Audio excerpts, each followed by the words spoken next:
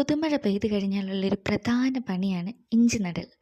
സാധാരണ മെയ് മാസത്തിൽ ആദ്യമേ നടാൻ പറ്റുന്നതാണ് പുതുമഴ പെയ്തിട്ട്. ഇത്തവണ മഴ താമസിച്ചത് കൊണ്ട് ഇഞ്ചി നടലും താമസിച്ചു. അപ്പം അതിൻ്റെ പണിയാണ് ഇന്ന് നമുക്ക് ചെയ്യാനുള്ളത്. അതിനുവേണ്ടി ഇഞ്ചി നടൽ എന്ന് പറയുമ്പോൾ ഏറ്റവും ഇൻട്രസ്റ്റിംഗ് ആയിട്ടുള്ള കാര്യം പണ്ടത്തെ ഓർമ്മകളാണ്. ഇന്നിപ്പം നമ്മൾ വീട്ടാവശ്യത്തിന് വേണ്ടി മാത്രം 2 3 കണ്ടോ ഇഞ്ചിയെ നടാറുള്ളൂ. പക്ഷെ പണ്ട് അങ്ങനെയല്ലായിരുന്നു. അത് ഒത്തിരി നടുമായിരുന്നു. ഒരു ഏക്കർ 2 ഏക്കർ സ്ഥലത്തൊക്കെ ആയിരുന്നു അന്ന് ഇഞ്ചി നടൽ. അപ്പോൾ അത് വലിയൊരാഘോഷമായിരുന്നു. നമ്മൾ കുഞ്ഞായിട്ടിരിക്കുന്ന സമയത്ത് ഒത്തിരി ആൾക്കാരൊക്കെ വന്നിട്ട് ഒത്തിരി ആഘോഷമായിട്ടായിരുന്നു ഇഞ്ചി നടൽ നടന്നുകൊണ്ടിരിക്കുന്നത് അന്നൊക്കെ. ഇപ്പം അതൊക്കെ മാറിപ്പോയി.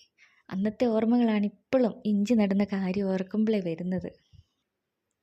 ഒരുപാട് പണിയുണ്ട് ഇതിന്. അപ്പം ഓരോ ആൾക്കാർ ഓരോ പണി വീതമായിരിക്കും ചെയ്യുന്നത്. ചേട്ടന്മാരും ചേച്ചിമാരും എല്ലാവരും കൂടിയാണ് ഇത് ചെയ്യുന്നത്. അപ്പോൾ ഒരു സെറ്റ് കണ്ടം വെട്ടും, ഒരു സെറ്റ് കുഴിയെടുക്കും, ഒരു സെറ്റ് ഇഞ്ചി നടും, പിന്നെ അത് മൂടി അതിൻ്റെ മണ്ടയ്ക്ക് ചപ്പും ചാറും ഒക്കെ ഇട്ട് അങ്ങനെ രാവിലെ തുടങ്ങി വൈകുന്നേരം ആകുമ്പോഴത്തേക്കിനും വളരെ കുറച്ച് ഏരിയ മാത്രമേ നമുക്ക് പണിത് തീർക്കാൻ പറ്റുള്ളൂ. എന്നാലും നല്ല രസമായിരുന്നു അതൊക്കെ കാണാനും. പിന്നെ അന്ന് പിള്ളേരുടെ പ്രധാന പരിപാടി ഇതിൻ്റെ ഇടയ്ക്കൂടെ ഓടി നടക്കുക എന്നുള്ള. ഒരുപാടെണ്ണം ഇങ്ങനെ ഒരേ ലെവലിൽ ഇങ്ങനെ വെട്ടി വെച്ചേക്കും. അപ്പം അതിൻ്റെ ഇടയ്ക്കൂടെ നമ്മളിങ്ങനെ ഓടി നടക്കും. അതൊക്കെ വല്ലാത്തൊരു ഓർമ്മയാണിപ്പോൾ. ഇന്ന് ആരും ഇങ്ങനെയൊന്നും ഇന്നിങ്ങനെ കൃഷി ചെയ്യുന്നവർ വളരെ കുറവാണ്. സ്ഥലപരിമിതിയുണ്ട്.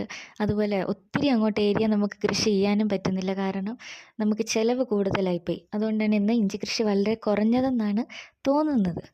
പക്ഷെ എന്നാലും നമ്മുടെ വീട്ടിലെ ആവശ്യത്തിനുള്ളത് എല്ലാ വർഷവും നമ്മൾ കൃഷി ചെയ്തിങ്ങനെ ഉണ്ടാക്കും.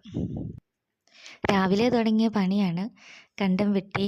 അത് നമുക്കൊന്നും പറ്റത്തില്ല. നല്ല പെർഫെക്ഷനായിട്ട് വേണം അത് ചെയ്യാനായിട്ട്. കണ്ടം വെട്ടിയെടുത്ത് പിന്നെ അതിനകത്ത് കുഞ്ഞി കുഴികൾ വേറെ ഉണ്ടാക്കി അതിനകത്ത് ഇഞ്ചി വിത്ത് ഓരോന്നെടുത്ത് പതിച്ച് പിന്നെ അതിൻ്റെ മണ്ടയിൽ നമ്മൾ ചാണകപ്പൊടി ഇടും. അത് കഴിഞ്ഞിട്ട് പിന്നെ അത് നല്ലപോലെ നിരത്തും. ഒരേ ലെവലിന് ഇങ്ങനെ നിരത്തിയിട്ട് പിന്നെ അതിൻ്റെ മണ്ടയ്ക്ക് ആദ്യം നമ്മളിടുന്നത് വാടിയ കുറച്ച് കരിയിലയൊക്കെ ആയിരിക്കും. കാരണം അത് പെട്ടെന്ന് വളമാകും.